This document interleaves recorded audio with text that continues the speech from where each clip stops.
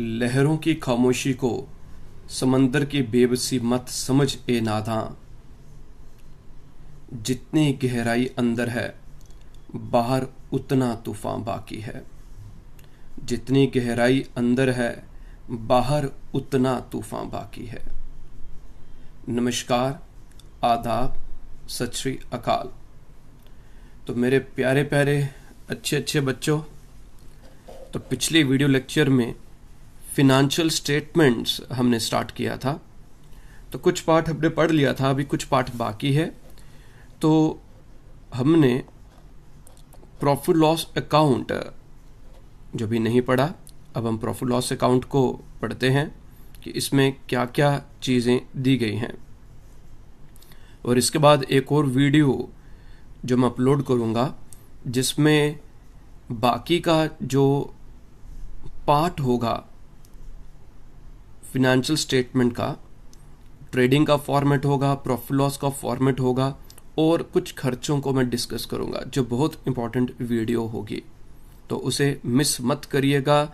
वो भी वीडियो मैं आज ही रिकॉर्ड कर दूंगा, कोशिश करूंगा चाहे लेट आवर्स तक उसे अपलोड कर दूं मैं। तो जो एमसीक्यूज मैंने आप लोगों को भेजे हैं, आप उन एमसीक्यूज जो आपके पास हैं फिनेंशियल स्टेटमेंट के, उन्हें सॉल्व करिए और जो जो क्वेश्चंस हैं उनको मार्क कर लीजिए। और जब मैं उसकी वीडियो लेक्चर में एमसीक्यूज डिस्कस करूंगा तो आप अपने आंसर्स को वेरीफाई करिए, डाउट्स को क्लैरिफाई करिए। तो बेटा अब स्टार्ट करते हैं प्रॉफिट एंड लॉस अकाउंट। तो अब इसमें क्या क्या दिया गया है। प्रॉफिट लॉस अकाउंट, सबसे पहले बेटा हम फिनेंशियल स्टेटमेंट्स में ट्रेडिंग अकाउंट बनाते हैं। ट्रेडिंग अकाउंट में बैलेंसिंग फिगर हमारी ईदर ग्रॉस प्रॉफिट आ सकता है और ग्रॉस लॉस आ सकता है। एंड आफ्टर दैट जो अगला अकाउंट हम बनाते हैं उसे प्रॉफिट एंड लॉस अकाउंट बनाते हैं। ट्रेडिंग अकाउंट से हमें ग्रॉस प्रॉफिट या ग्रॉस लॉस, डायरेक्ट एक्सपेंसेस दी होती हैं, तो उसको कंपेयर कर कर ग्रॉस प्रॉफिट या ग्रॉस लॉस कैलकुलेट करते हैं। बट बिजनेस में सिर्फ डायरेक्ट एक्सपेंसेस इनकर नहीं होते, बिजनेस में इसके अलावा भी और भी कई एक्सपेंसेस होते हैं जिन्हें हम इनडायरेक्ट एक्सपेंस कहते हैं। और एक्चुअल प्रॉफिट या नेट प्रॉफिट बिजनेस का कितना है वो हमें कैलकुलेट करना होगा, जिसे हम प्रॉफिट लॉस अकाउंट में फाइंड आउट करते हैं। तो trading account only discloses a gross profit जो अर्न किया जाता है as a result of buying and selling of the goods.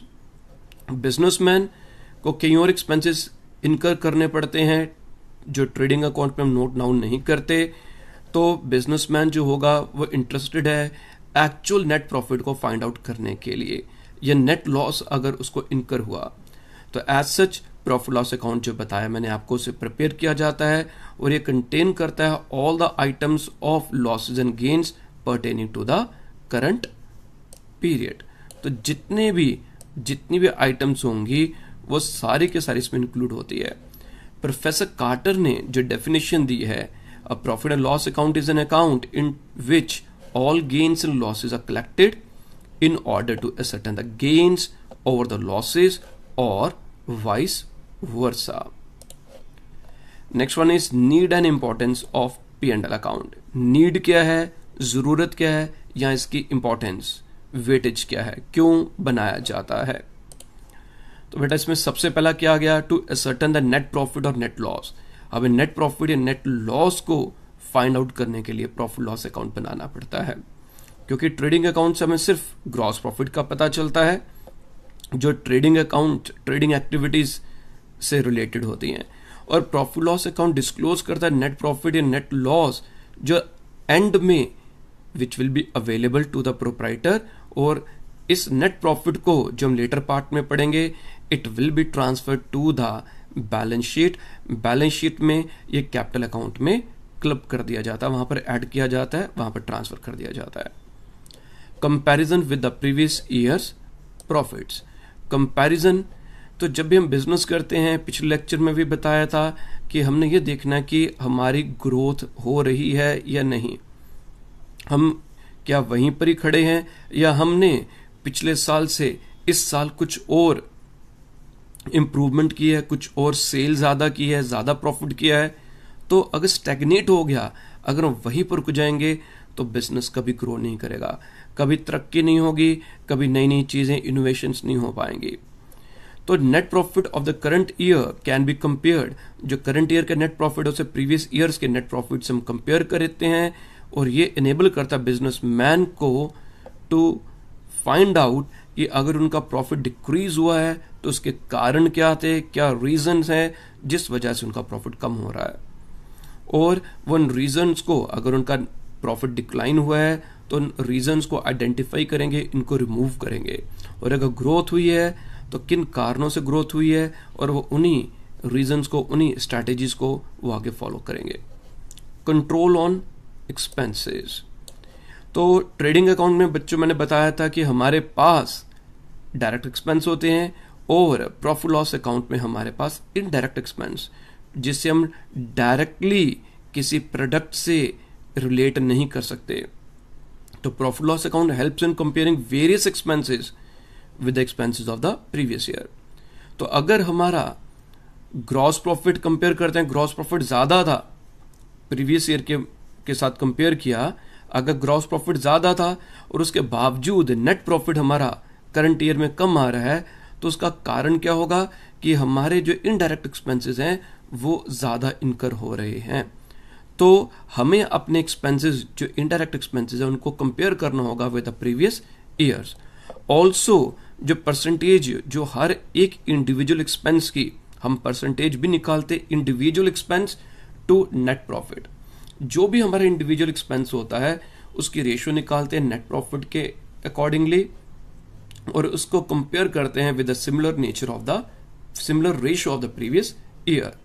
तो ये कंपैरिजन हमें मदद करता है जो अननेसेसरी एक्सपेंसेस हैं, कि हमारे जो सैलरी है वो प्रॉफिट का कितने परसेंटेज है। तो अगर हमारी सैलरी प्रॉफिट का 15% है, करंट ईयर में अगर सैलरी हमारी प्रॉफिट की 18% हो जाएगी, दैट मीन्स हमारे खर्चे इंक्रीज हो गए हैं। हमारे खर्चे अगर इंक्रीज होंगे तो हमारा प्रॉफिट डिक्रीज हो रहा होगा। Helpful in the preparation of the balance sheet, तो जब हम प्रॉफिट लॉस अकाउंट बनाएंगे वहां से बैलेंसिंग फिगर नेट प्रॉफिट होगी, और ये नेट प्रॉफिट बैलेंस शीट में कैपिटल अकाउंट में हम क्लब कर देते हैं, वहां पर ट्रांसफर होगा, तो जिसके बिना बैलेंस शीट कंप्लीट नहीं बनेगी। Next is preparation of profit and loss account. तो प्रॉफिट एंड लॉस अकाउंट जो है ये स्टार्ट होता है, started with the amount of the gross profit. जब हम बेटा ट्रेडिंग अकाउंट बनाते हैं तो ट्रेडिंग अकाउंट में जब हम ट्रेडिंग अकाउंट बनाएंगे तो अगर ग्रॉस प्रॉफिट होगा तो वह डेबिट साइड में बैलेंसिंग फिगर आएगी, और उसे जब हम ट्रेडिंग से ट्रांसफर करते हैं प्रॉफिट लॉस में तो वो ऑपोजिट डायरेक्शन में, ऑपोजिट साइड में आता है। अगर ग्रॉस प्रॉफिट हमारा डेबिट साइड में था तो अब प्रॉफिट लॉस अकाउंट में वो क्रेडिट साइड में हम लिखेंगे, और अगर ग्रॉस लॉस होगा तो वो क्रेडिट साइड में होता है ट्रेडिंग अकाउंट में, तो प्रॉफिट लॉस अकाउंट के डेबिट साइड में उसे हम पोस्ट करेंगे। तो ये स्टार्टिंग पॉइंट होगा प्रॉफिट लॉस अकाउंट बनाने के लिए। इसके अलावा all those expenses and losses which have not been debited, जिनको हमने ट्रेडिंग अकाउंट बनाते समय डेबिट नहीं किया था ट्रेडिंग अकाउंट में, वो सभी खर्चे अब प्रॉफिट लॉस अकाउंट में हम डेबिट करेंगे। दैट मीन्स जितने भी इनडायरेक्ट एक्सपेंसेस हैं they all will be debited on the debit side of the profit and loss account। अब ये खर्चे क्या क्या होंगे, इधर मेन खर्चे जो उनकी मेन हेडिंग्स हैं, तो इन डिटेल आगे फिर से डिस्कस करूंगा मैं आपसे। तो these expenses include, ये क्या क्या इंक्लूड करते हैं, इसमें एडमिनिस्ट्रेटिव एक्सपेंसेस आते हैं, बिजनेस को चलाने के लिए एडमिनिस्ट्रेशन के खर्चे, जो गुड्स को बेचने से रिलेटेड जो खर्चे होते हैं सेलिंग एक्सपेंसेस, डिस्ट्रीब्यूशन एक्सपेंसेस, और इन सब एक्सपेंसेस को हम कलेक्टिवली इनडायरेक्ट एक्सपेंस कहते हैं। तो प्रॉफिट लॉस अकाउंट क्या है, ये नॉमिनल अकाउंट है, this is a nominal account. Debit में एक्सपेंस लेते हैं और क्रेडिट में इनकम्स लेते हैं। तो expenses losses on it's debit side, और जितनी भी इनकम्स होंगी एंड गेन्स होगा वो क्रेडिट साइड में लिखा जाता है। ठीक है जी। Next one is operating profit and net profit. Profit को हम दो टाइप्स में डिवाइड कर सकते हैं, एक ऑपरेटिंग प्रॉफिट होता है और दूसरा नेट प्रॉफिट होता है। ऑपरेटिंग और नेट प्रॉफिट क्या होता है, इन दोनों के बीच का अंतर क्या होगा, ध्यान से समझेंगे। तो ऑपरेटिंग प्रॉफिट बेटा ये जो प्रॉफिट होगा ये अर्न किया जाता है through normal operating activities of the business. जो नॉर्मल ऑपरेटिंग एक्टिविटीज होती हैं बिजनेस की, उसके माध्यम से जो प्रॉफिट, उसके वजह से जो प्रॉफिट अर्न किया जाता है उसे हम ऑपरेटिंग प्रॉफिट कहते हैं। ध्यान देंगे ये कौन से आएंगे, which is earned through normal operating activities, जो वो एक्टिविटीज जिसमें बिजनेस डील करता है, नॉर्मल कोर्स ऑफ बिजनेस जो एक्टिविटीज होंगी, उन एक्टिविटीज से जो प्रॉफिट होगा that is called the operating profit. ठीक है, और ऑपरेटिंग प्रॉफिट को एक बड़ा इंपॉर्टेंट पॉइंट है, इसे हम earning before interest and tax और EBIT भी कहते हैं। Operating profit is also called EBIT, means earnings before interest and tax. यह प्रॉफिट कैसे ड्राइव किया जाता है, इट इज अराइव्ड, कैसे होगा, हम डिडक्ट करेंगे जितने भी ऑपरेटिंग खर्चे हैं। अभी ऑपरेटिंग एक्सपेंस ध्यान से समझेंगे आप लोग, जितने भी ऑपरेटिंग एक्सपेंसेस होंगे उनको हम ग्रॉस प्रॉफिट में से माइनस करेंगे। अब ये ऑपरेटिंग एक्सपेंस क्या होंगे, ये वो एक्सपेंस होते हैं which are related to the main और नॉर्मल एक्टिविटीज। जो बिजनेस की मेन या नॉर्मल एक्टिविटीज हैं जिसमें बिजनेस डील करता है, उसी बिजनेस से रिलेटेड जो खर्चे होंगे वही एक्सपेंस हम इसमें लेंगे, उन्हीं एक्सपेंसेस को हम लेंगे। Are called operating expenses. Operating expenses बेटा क्या क्या होते हैं, office and administrative expenses, selling and distribution expenses, discount, ये ध्यान दीजिएगा डिस्काउंट भी ऑपरेटिंग एक्सपेंस है, बैड डेट्स भी ऑपरेटिंग एक्सपेंस है। ठीक है, अब नेट प्रॉफिट में हम आगे डिस्कस करेंगे, तो इसमें शायद इसमें हम नॉन ऑपरेटिंग एक्सपेंस भी डिस्कस करेंगे, कौन कौन से नॉन ऑपरेटिंग एक्सपेंस होते हैं, नॉन ऑपरेटिंग इनकम्स होती हैं। तो नेट प्रॉफिट क्या होगा, इट इज जब हम डिडक्ट करते हैं, क्या डिडक्ट करेंगे बेटा, all operating as well as non operating expenses. हम जितने भी ऑपरेटिंग और नॉन ऑपरेटिंग एक्सपेंसेस हैं जब वो डिडक्ट करते हैं ग्रॉस प्रॉफिट से, कहां से करते हैं, ग्रॉस प्रॉफिट से, तो जो प्रॉफिट आता है तो उसे हम नेट प्रॉफिट कहते हैं। ऑपरेटिंग प्रॉफिट निकालने के लिए हम क्या सिर्फ माइनस करते हैं बेटा, सिर्फ ऑपरेटिंग खर्चे जो होते हैं वो माइनस करते हैं। और यहां पर क्या होगा, हम operating as well as non operating दोनों खर्चों को लेस करेंगे। तो एक्सपेंसेस विच आर इंसिडेंटल और indirect to the main operations of the business are called non operating expense. जो इनडायरेक्ट है मेन ऑपरेशन से, जो इंसिडेंटल है, जैसे एग्जांपल क्या आ जाएगा, इंटरेस्ट ऑन लोन। ठीक है, बिजनेस ने लोन लिया है, ठीक है, बिजनेस ने लोन लिया, अब उस लोन के ऊपर वो इंटरेस्ट पे करेंगे। तो ये जो इंटरेस्ट है बिजनेस की नॉर्मल एक्टिविटीज मींस, अगर जैसे मेरा कोचिंग इंस्टीट्यूट है, कोचिंग सेंटर है, अब मैं यहां पर अपना कोचिंग सेंटर रन कर रहा हूं, तो मेरे जो सैलरी होगी, जो रेंट होगा, बिजली का खर्चा होगा, this all are operating expenses. मैंने कोई लोन लिया और उस लोन पर जो इंटरेस्ट पे कर रहा हूं, तो वो इनडायरेक्ट एक्सपेंस है, that is not the main, it is not related with the main operations of the business. तो चैरिटीज एंड डोनेशंस, ठीक है, charities and donations, loss on sale of fixed assets, extraordinary losses, जैसे extraordinary कौन से आ जाते हैं, जैसे loss due to theft, चोरी होगी, क्या ये नॉर्मल या ऑर्डिनरी लॉस है, ऑर्डिनरी एक्टिविटी है, it is extraordinary item. Loss by fire, ये जितनी भी आइटम्स हैं, this all are non operating expense. इसी प्रकार से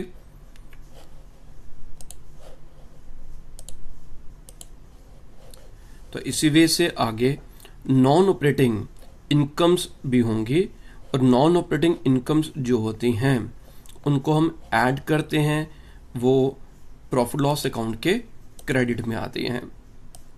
तो non operating incomes are added while calculating net profit. तो एक फॉर्मूला भी बनेगा, क्वेश्चन आ सकता है एमसीक्यूज में भी कि हमारे पास जो नेट प्रॉफिट किसके बराबर है या ऑपरेटिंग प्रॉफिट कहां से होगा, तो हमें ऑपरेटिंग एक्सपेंसेस या नॉन ऑपरेटिंग एक्सपेंसेस ऐड करेंगे और नॉन ऑपरेटिंग इनकम्स लेस करेंगे। ठीक है, तो नॉन ऑपरेटिंग इनकम्स क्या क्या होती हैं, रिसीट ऑफ इंटरेस्ट, हमें इंटरेस्ट मिला, रेंट मिला, डिविडेंड मिला, gain on sale of fixed assets जो हैं, this all are net profit. ये क्या है बेटा? ये नेट प्रॉफिट है। नेक्स्ट वन इज बेटा बैलेंस शीट। बैलेंस शीट क्या है? आफ्टर असर्टनिंग, जब हम नेट प्रॉफिट या नेट लॉस जो बिजनेस का, एंटरप्राइज का हमने फाइंड आउट कर लिया, जो मेन जो फिनेंशियल पोजीशन, जो फिनेंशियल परफॉर्मेंस रादर बिजनेस की हमने असेस कर ली कि बिजनेस किस पड़ाव पर, कहां पर है, उसका पास कितना प्रॉफिट है, कितना लॉस है। तो जो नेक्स्ट स्टेप होता है कि बिजनेस की financial position on a certain date, on a certain day, financial position उसकी क्या है। और ये जो फिनेंशियल पोजीशन चेक करने के लिए हम बैलेंस शीट बनाते हैं। तो business would like to know the exact financial position of his business. तो for this purpose statement is prepared जो कंटेन करती हैं all the assets and liabilities of the business enterprise. वो क्या इंक्लूड करती हैं, क्या कंटेन करते हैं? जितने भी एसेट्स हैं और लायबिलिटीज हैं बिजनेस एंटरप्राइज के। तो स्टेटमेंट सो प्रिपेयर्ड उसे हम बैलेंस शीट कहते हैं, बिकॉज ये एक शीट होगी। बैलेंस शीट क्यों कहा जाता है? Because it is a sheet of the balances of ledger accounts. जो लेजर अकाउंट्स में जितने भी बैलेंसेस थे, ठीक है, वो सब बैलेंसेस एक शीट पर लिखे जाते हैं और उस शीट को हम बैलेंस करते हैं। तो इसलिए ये बैलेंस शीट होती है। तो which are still open after the transfer of all the nominal accounts to the trading and P&L account.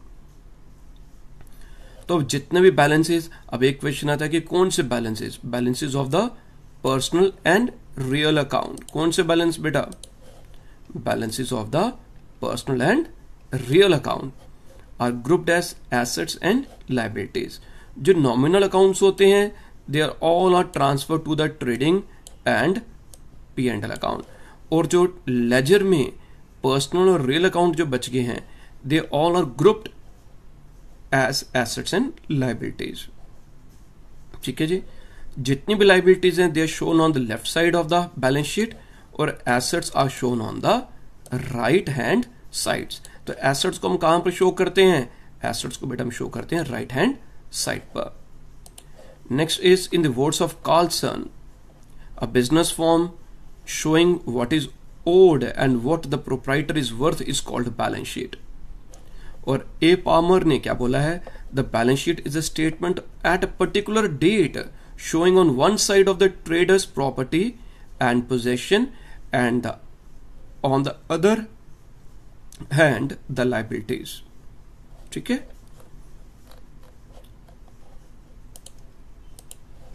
Next is need and importance of preparing a balance sheet.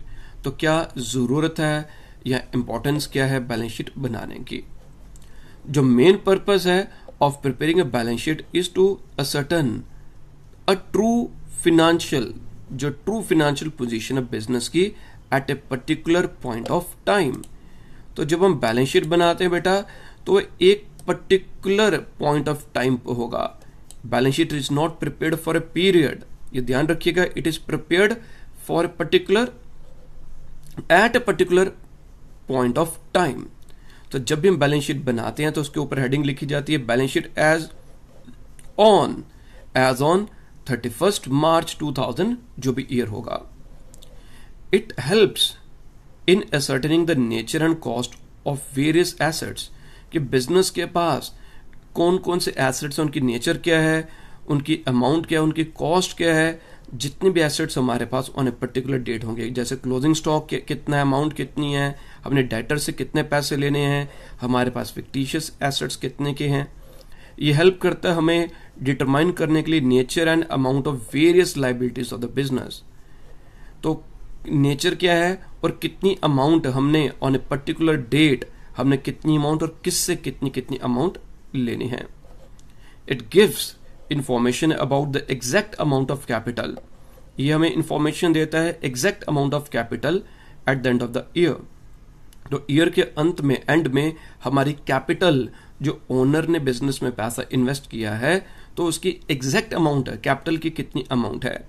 तो जो एडिशन या deduction जो होगी वो made की जाती है into it in the current year. It helps in finding out whether the firm is solvent और नॉट। तो बैलेंस शीट से हमें पता चलता है कि फर्म जो है वो सॉल्वेंट है या नहीं है। फर्म सॉल्वेंट कब होगी, मैंने बेसिक्स लेक्चर में बताया था, इंसॉल्वेंट का कंसेप्ट बताया था। इंसॉल्वेंट क्या होगा कि जब लाइबिलिटीज एक्सीड करेंगी एसेट्स में, जब आमदनी अठन्नी खर्चा रुपया, आमदनी अठन्नी खर्चा रुपया, बिजनेस तो डूबेगा भैया, तो बिजनेस तो डूबेगा, तो वो बिजनेस इंसॉल्वेंट होगा। अगर किसी की आमदनी कम है और खर्चा ज्यादा है तो बिजनेस तो डूब जाएगा। तो ये हमें क्या बताते हैं कि क्या बिजनेस सॉल्वेंट है या इनसॉल्वेंट है। तो कैसे पता चलेगा फर्म इज सॉल्वेंट, अगर एसेट्स एक्सीड करते हैं, assets are more than the liabilities. अगर एसेट्स ज्यादा हैं, लाइबिलिटीज कम है, तो बिजनेस इज सॉल्वेंट। एंड इसका जो वाइस वर्सा होगा, if liabilities are more and assets are less, it means business is not in a position to pay off its liabilities. क्यों नहीं पे कर पाएगा, क्योंकि लाइबिलिटीज ज्यादा है और एसेट्स कम है, तो बिजनेस इंसॉल्वेंट हो जाएगा। It helps in preparing the opening entries at the beginning of the next year. Opening entries कैसे की जाएंगी, तो जब हम बैलेंस शीट बनाते हैं तो बैलेंस शीट में जो हमारा at the end balance sheet बनती है at the end of the year, तो जो at the end of the year balance sheet बनेगी, उसका जो बैलेंस, जितने भी बैलेंसेज होंगे at the end of the year, तो next year, next financial year, जैसे 31 मार्च को हमने बैलेंस शीट बनाई, तो 1 अप्रैल में हमारे पास ओपनिंग बैलेंसेस क्या होंगे। जो 31 मार्च में क्लोजिंग में डेटर्स जो थे वो हमारे नेक्स्ट फाइनेंशियल ईयर के लिए क्या बन जाएंगे, तो जो क्लोजिंग थे पिछले फाइनेंशियल ईयर के, वो नेक्स्ट फाइनेंशियल ईयर के लिए ओपनिंग बन जाएंगे। ठीक है, अब आप रात को सोए, कितनी 10 उंगलियां लेकर सोए थे, आपका क्लोजिंग स्टॉक कितना था बेटा रात को, 10। ठीक है, और जब आप सुबह उठोगे तो कितनी उंगलियां होंगी हाथ में, अंगूठों को भी उंगलियां मान लो भाई, सोचो नहीं कि अंगूठा है तो अंगूठा तो उंगलियां नहीं है। तो कोई शरारती तत्व होंगे वो सोचेंगे नहीं सर मेरी तो 11 उंगलियां हो जाएंगी। बस मैं वही ढूंढ रहा था उन बच्चों को जो किसी और एलियन, किसी और ग्रह से आए हैं। तो रात को अगर आपके 10 उंगलियां थी, सुबह उठे हो तो सुबह भी रात का क्लोजिंग स्टॉक कितना था, 10, और सुबह जब उठे तो कितनी उंगलियां थी, कोई और उंगली तो नहीं ना उगाई। तो सुबह कितनी उंगलियां हैं, how many fingers you are having in the morning, you are having again 10 fingers. तो जो कल का क्लोजिंग स्टॉक था, तो नेक्स्ट डे के लिए बेटा वो क्या बन गया, this will be the opening stock for the next period. तो ये हेल्प करता है in preparing the opening entries at the beginning of the next year. Next is बेटा drafting a balance sheet. Balance sheet के characteristics क्या हैं, तो balance sheet जो है वो पार्ट है फाइनेंशियल अकाउंट्स का। तो दिस इज द रीजन कि trading and P&L account and balance sheet को कलेक्टिवली टुगेदर हम फाइनल अकाउंट्स कहते हैं। बैलेंस शीट जो है वो एक स्टेटमेंट है, ध्यान दीजिएगा, एमसीक्यू में आ सकता क्वेश्चन, क्या बैलेंस शीट स्टेटमेंट है, अकाउंट है या क्या है, तो balance sheet is a statement and not a account. So that's why इसके कोई भी डेबिट या क्रेडिट साइड नहीं होती। कई बच्चे पूछेंगे सर ट्रेडिंग अकाउंट हमने बनाया, उसके ऊपर डीआर लिखा, प्रॉफिट लॉस बनाया, उसके ऊपर डीआर सीआर लिखा, जब आप बैलेंस शीट बना रहे हो, समझा रहे हो इन फ्यूचर, तो इस पर आपने डीआर सीआर क्यों नहीं लिखा, क्योंकि ये अकाउंट नहीं है, बनता वैसे ही है, it is in that format, but this balance sheet is not an account, it is a statement. इसमें कोई डेबिट साइड और क्रेडिट साइड नहीं होती, हम डीआर और सीआर इसके ऊपर नहीं लिखते। दूसरा important point, if it is not having a debit side and the credit side, तो डेबिट में हम इसमें टू वर्ड भी नहीं लिखते और क्रेडिट में बाय वर्ड भी नहीं लिखते। No to and no by word is used, ठीक है, before the names of the accounts written there in. Next is balance sheet जो है वो एक समरी है पर्सनल एंड रियल अकाउंट्स की। जितने भी लेजर में नॉमिनल अकाउंट्स होते हैं, they all are transfer to trading and profit loss account. अब बच कौन सा गया, personal and real accounts, this all are transfer to the balance sheet. तो वो भी ओपन है, तो they have not been closed by transfer to the trading and P&L account.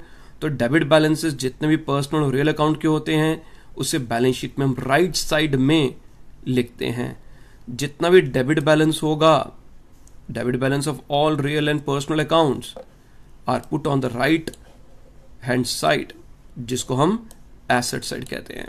और जितने भी क्रेडिट बैलेंस होते हैं उससे हम लेफ्ट हैंड साइड, अपन लेफ्ट हैंड साइड इधर देखेंगे तो लेफ्ट हैंड साइड पर लिखते हैं और उसको हम लायबिलिटी साइड कहते हैं।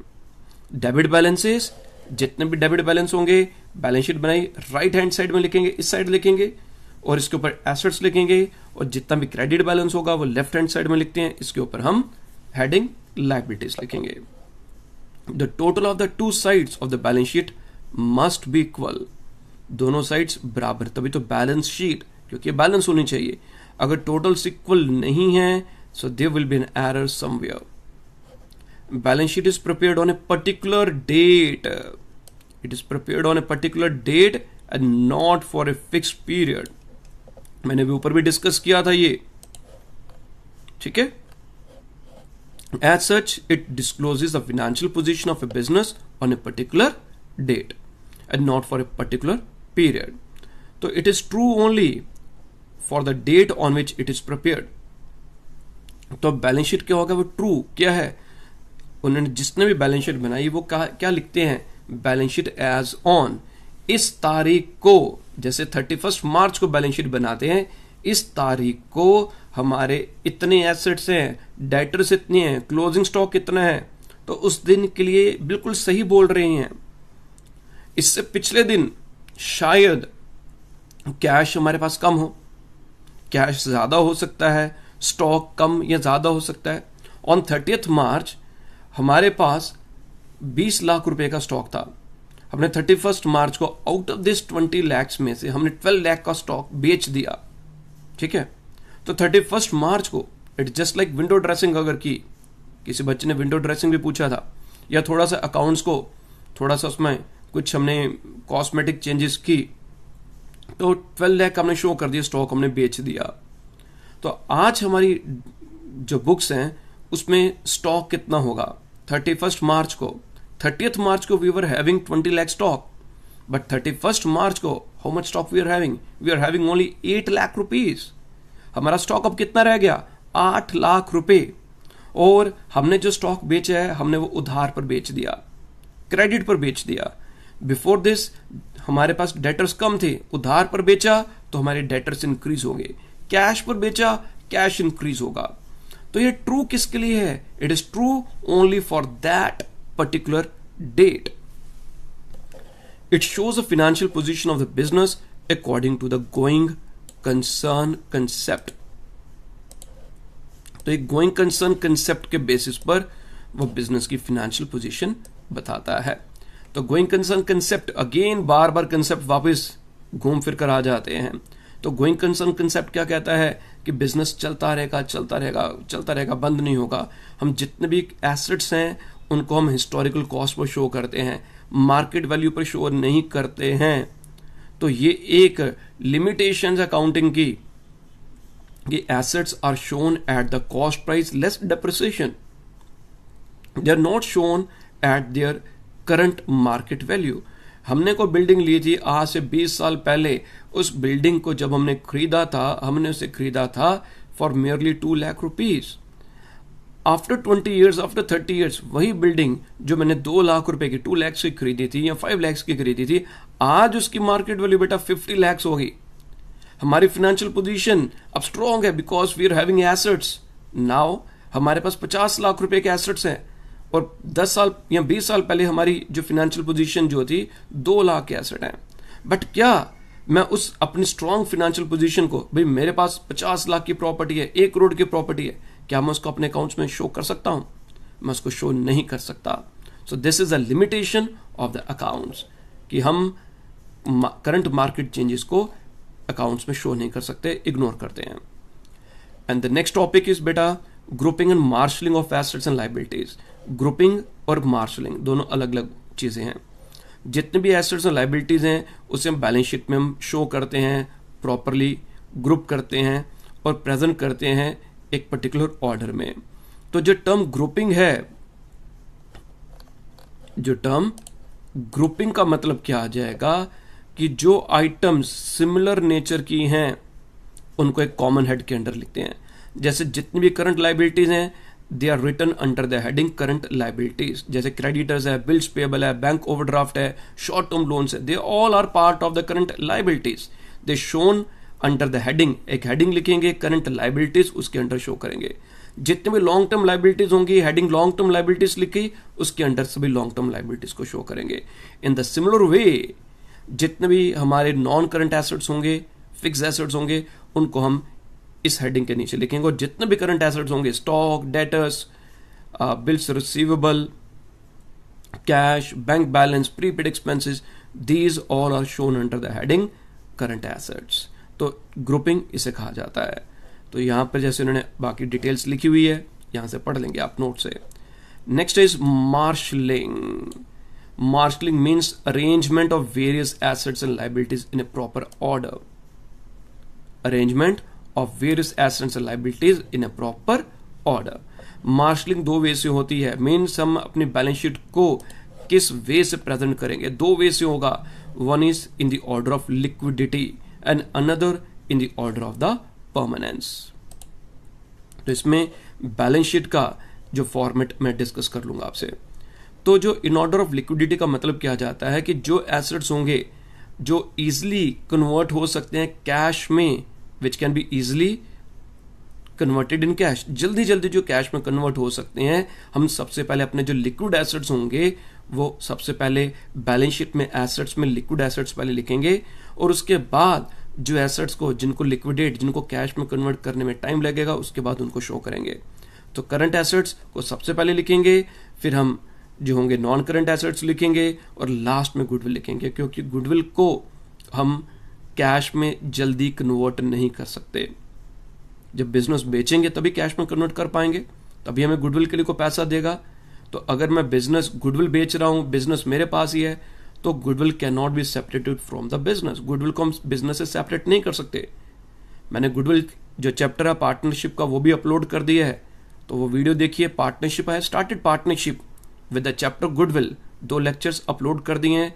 बाकी लेक्चर्स नेक्स्ट वीक में वेडनेसडे थर्सडे तक अपलोड कर दूंगा। First of all I am going to complete financial statements, one of the most important chapter, then single entry system, एक वाउचर है वो एक लेक्चर में खत्म हो जाएगा।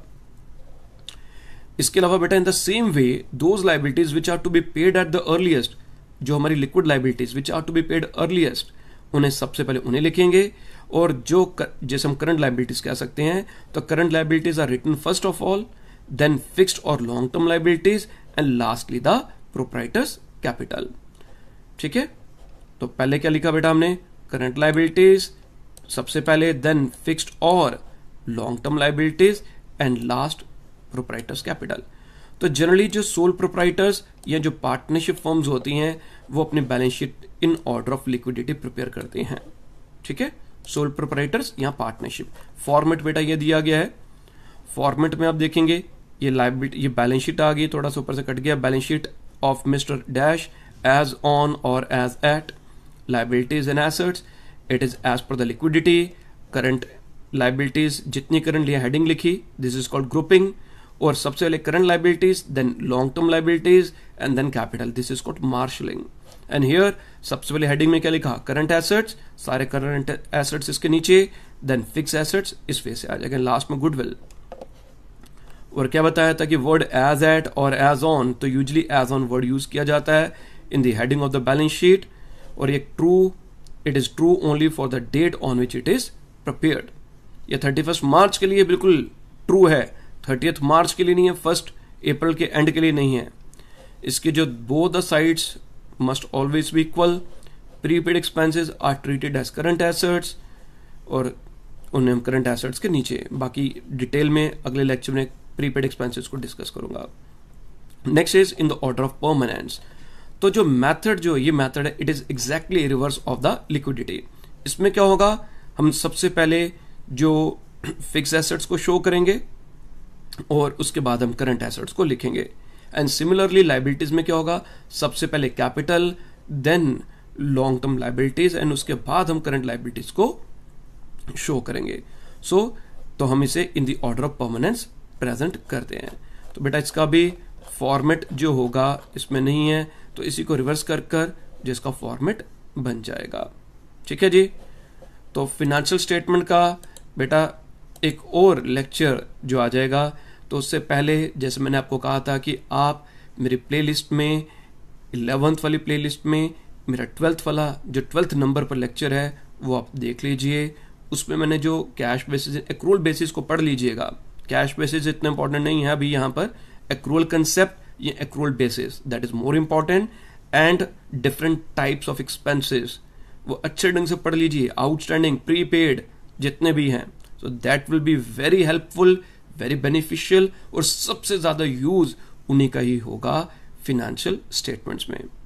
Okay, bye bye, take care.